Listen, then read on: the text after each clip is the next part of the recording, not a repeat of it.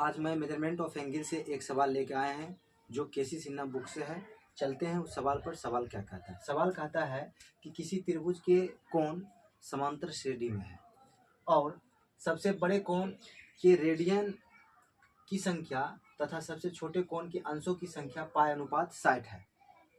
तो कोणों के परिमाण अंशों में निकालना है। तो देखिए, त्रिभुज के तीनों कोण समांतर श्रेणी में है, तो सबसे पहले हम त्रिभुज के तीनों कोण को समांतर श्रेणी फॉर्मेट में लिखना होगा। तो लिखते हैं, माना कि त्रिभुज के कोण क्रमशः अल्फा माइनस बीटा, अल्फा और अल्फा प्लस बीटा, ये क्या है? समांतर श्रेणी फॉर्मेट में लिखा गया। ठीक है, त्रिभुज के तीनों कोण समांतर श्रेणी में है, ये हो गया। अब जानते हैं कि त्रिभुज के तीनों कोणों का योगफल 180 डिग्री होता है। तो अब कर दीजिए, alpha minus beta plus alpha plus beta equal to 180 degree.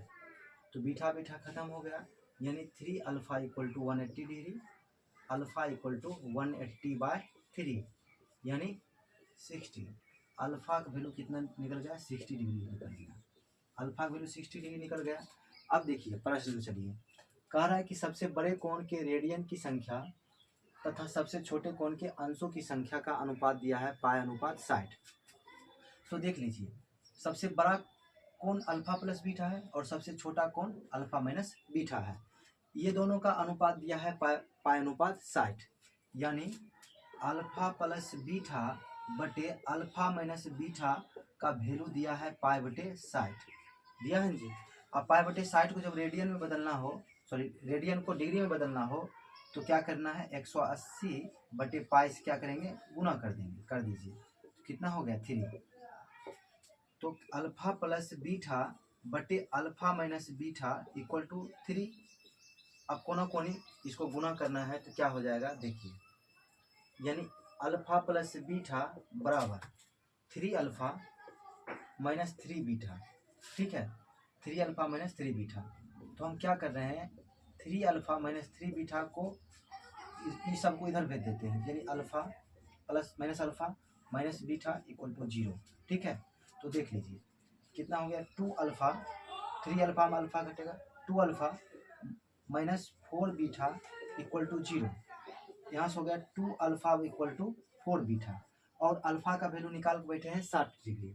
जहाँ अल्फा है वहाँ 60 रख दीजिए। 2 इंटू 60 बराबर 4 बीटा। तो कितना हुआ? 120 equal to 4 beta. 120 equal to 4 beta, इसलिए बीटा इक्वल टू कितना हुआ?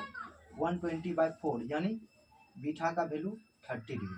तो बीटा का वैल्यू कितना निकला? 30 डिग्री।